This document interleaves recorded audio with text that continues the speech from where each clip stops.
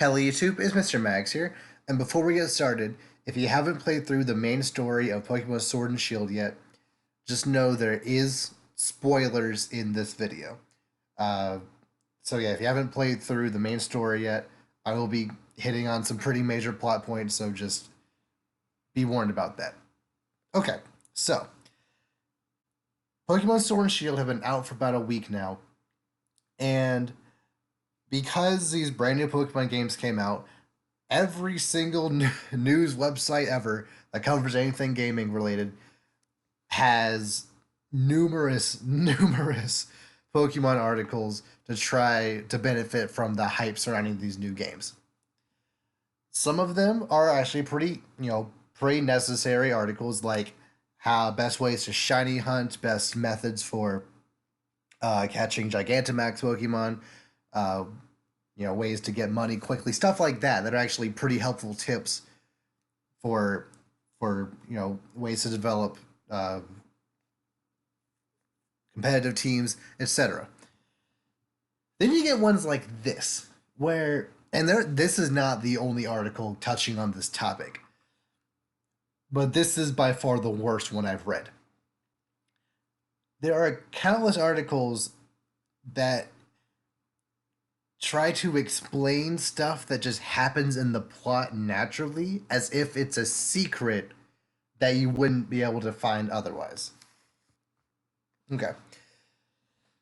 So let's get into this article. How to catch mythical Pokemon Eternatus in Sword and Shield. Okay, there are so many things wrong with just the title alone. And I'll get a little more into all of this later on the article, but this writer, Joe Pring, apparently doesn't really understand the difference between mythical Pokemon and legendary Pokemon. A legendary Pokemon is a Pokemon that you only encounter once within the game. If you beat it, I think after Gen 4, if you knock it out, if you beat Elite 4 again, you can then try again. But you can only find one per save file. Okay, so legendary Pokemon are Pokemon that can be found within the game, and there's only one of them. Mythical Pokemon are Pokemon that are exclusive to mystery events, whether it be through GameStop, Wi-Fi, whatever. You need some outside source bringing in the Pokemon into your game. There might be an event in game connected to that Pokemon, like the Victini event, or it might just be like Magirna, where you just get it. But regardless, that is what a mythical Pokemon is. They are not actually in the game in the first place, they come in later. The only exception is Deoxys in Pokemon Omega Ruby Alpha Sapphire.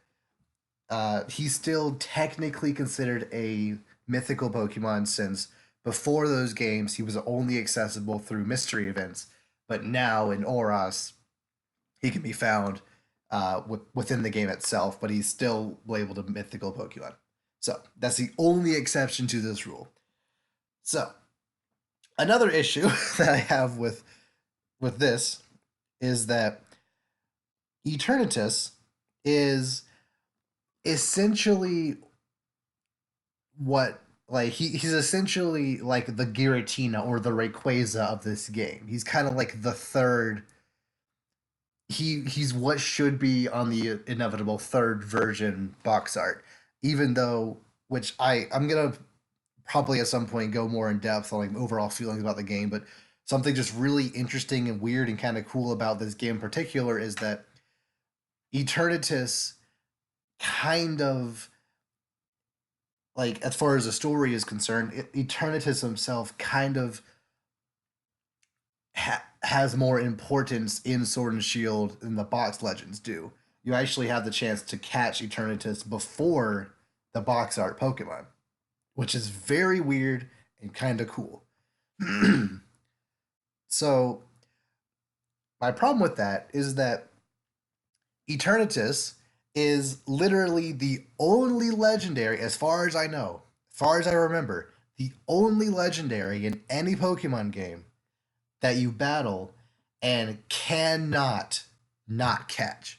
Literally, after you beat him, after you beat him the second time, you throw any. It could just be a Pokeball, anything.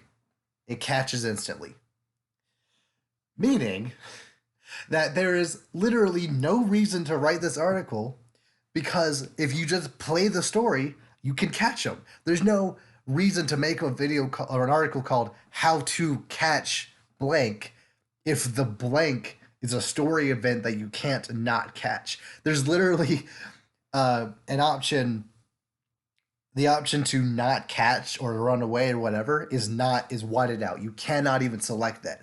The only option after you beat him the second time is catch. You can't run away after you beat him like you can other max raid battles. So there's no reason to make this article because if you just play the game, you can get them. It would be one thing to have an article of ways to get a shiny Eternatus, if that's even possible. I'm not sure if he's shiny locked or not, but that could be a valid article. But just how to catch this Pokemon that is literally impossible not to catch if you just play the game. There's no point. But that's not the only problem with the article itself. Not only is this article pointless, it's also just very, very bad. So let's get into the article itself. Pokemon Sword and Shield have been out in the wild for almost a week now, and thus, more and more trainers are reaching the end of their gym challenge. In defeating each of Galar's 8 gym leaders, players will set up a final match against the region's reigning champion, which, should they emerge the victor, will see them crowned as the new top dog. As always, however, seeing that adventure through to its end is arguably only the beginning of your quest to catch them all. And all of that is true. However, I find it kind of weird that you literally just laid out the plot of every single Pokemon game ever. Literally switched out Galar for Unova or Sinnoh or Kanto, and it's every Pokemon game ever. But whatever, you need an intro paragraph to set up what you're talking about. So sure, whatever. In fact, before you're even able to take on Leon, and assuming you win, watch the credits roll, you'll come face to face with Sword and Shield's fearsome mythical Pokemon, Eternatus. Again, Eternatus is not a mythical Pokemon because he's not only accessible through a mystery event. He is part of the story. Therefore, he is a legendary Pokemon. So just to clear up a little bit of confusion that some of you may have. For example, Dialga, Palkia, Giratina are all legendary Pokemon. But Arceus is considered a mythical Pokemon because it is only accessible through mystery event. Okay. The dual poison dragon type, the first and only of its kind. Pause again. That is false. There is another poison dragon type in Dragalge. Dragalge was the first poison dragon type introduced in Gen 6. And if I'm not mistaken, I think it even has the same type order. I think he's also poison dragon, but if he is dragon poison, it doesn't matter. So, yeah, Eternatus is not the first and only poison dragon type. It actually would be pertinent to mention that Eternatus is the first and only, as of now, poison legendary or even mythical that's not a Ultra Beast or an Arceus with the poison plate. He is the first actual poison legendary. It's kind of questionable whether or not Naganadel is actually actually a legendary. It's an Ultra Beast that evolves, but so that one's questionable. But the first actual legendary poison type that is Eternatus. So you could have made that point, the dual poison dragon type, the first poison legendary period. That could have been something, but no, you decided to be even wronger by saying first and only poison dragon type. Anyway, is the entity responsible for the mysterious explosions that punctuate your journey to the champion's final cup. As for the circumstances that lead to encountering Eternatus himself, read below, but be warned, you're headed into spoiler territory from here on out. And yes, there will be heavy spoilers, especially throughout the rest of this video, because essentially what he does from here on is just lay out the sequence of events that the story takes you on anyway, and tries to play it up as if this is worth talking about. And of course you get some of the sequence of events wrong, which there's no point to make this article if A, you're just gonna lay out the plot of the game, two, be wrong about it. So let's continue. Upon defeating the 8th and final gym leader, Rayhan, you'll join Leon in venturing into Hammerlock City's energy plant. Here, you'll be required to battle and defeat Chairman Rose in order to open a path to Eternatus itself. Not exactly true. So, technically, after you beat Rayhan, you then go to the energy plant to battle Chairman Rose. That sequence of events does technically happen, except this article misses a couple of steps. You beat Rayhan, you go to Hammerlock, and then you battle in the gym leader tournament. Then you almost battle the champion, but then Rose interrupts that battle. So then you go to the Hammerlock Tower. Actually, it's not even, if I'm not mistaken. No, wait, I'm sorry, I got that backwards. You go to Winden, right? It's Winden you go to. Again, the games are still pretty new, so like all the names I'm not like fully, completely like memorize them all yet, but I'm pretty sure I got that name right. You go to Winden to take on the basically this game's Elite Four, which is just the gym leader tournament. Then you go to Winden Tower, fight the secretary. Then you go. Leon goes first to take on to Hammerlock to take on Rose and Eternatus, and then you go afterwards to Hammerlock to beat Rose. So, yes, technically speaking, this sequence of events happens if you just skip like a good hour of time. Like, I think there's 2 routes in between,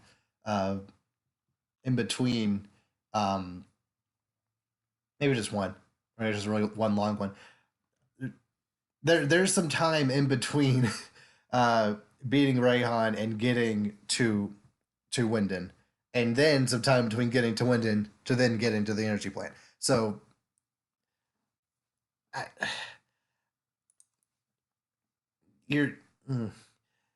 especially since you said you'll join Leon in venturing into Hammerlock City's energy plant when Leon went first.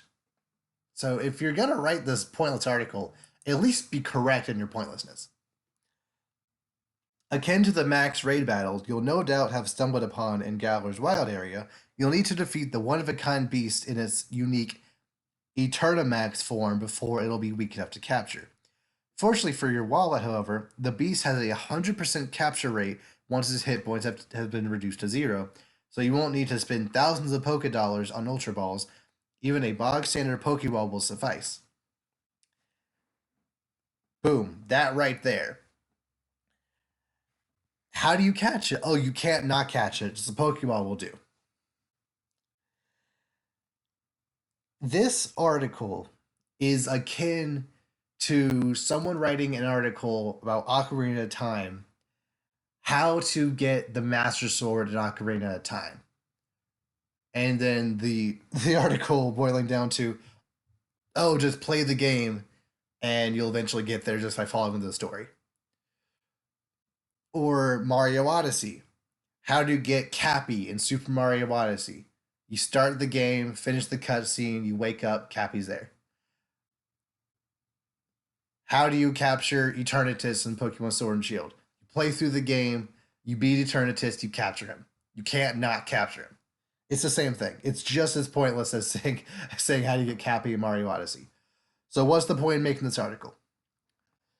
In regards to the takedown strategy, as a Poison Dragon type, your best bet is to ensure victory is to use an Ice type Pokemon. Or Ground. Actually, a Ground type would be even better because Eternatus knows Flamethrower. So it would be in your best interest not to use an Ice type because if you get hit by Flamethrower, Eternatus is so strong in both forms. He's technically a little weaker on the offensive in his Eternimax form, but has way more HP and defenses. But in his regular form, his special attack I think is like 145, which is crazy. Even higher than that, 160. It's really high. So since it does know Flamethrower, Ice type might not be your best bet. Ground is for sure the best way to go. Granted, in the max raid battle format, using Earthquake would affect everyone on the field. Generally speaking, no matter what you do, you should be able to beat Eternatus since you have, again, spoilers, since you have both box legends helping you out. You should be just fine regardless of what you do. Normally, we suggest using a Fairy type, but its immunity to Dragon attacks, but Eternatus' access to poison abilities makes that a no-go. Whatever your preferred method, once it's been caught, you're free to forge ahead with your quest to remove Leon from his throne and become Pokemon Shield's true champion. Good luck! So, yeah. I don't understand why they would make this article and then make it not everything was wrong. Not every single thing in the article was wrong. But a pretty significant portion was either incorrect, misleading, not exactly the correct turn of events, not exactly the best best option to beating it. Like, there is definitely some truth. It's not all complete BS, but considering how pointless the overall article is, the fact that there are some mistakes in it, period, makes it worthy of a video like this. So, yeah, I'd like to hear your thoughts. What have you guys thought of Pokemon Sword and Shield so far? Did you have any trouble catching Eternatus? His Eternimax form. I don't think I had many issues with it personally since I had a good Psychic. Psychic is also a very, very strong type to use against him. I had a strong Psychic type, but if I didn't, I might have actually had some issues. Yeah, how do you think of the region so far? What do you think of all the brand new Pokemon? Just general Sword and Shield thoughts down below. If you didn't buy it, I'd like to know why. Leave comments and all that down below. I'd like to have a discussion going, and I'll see you later.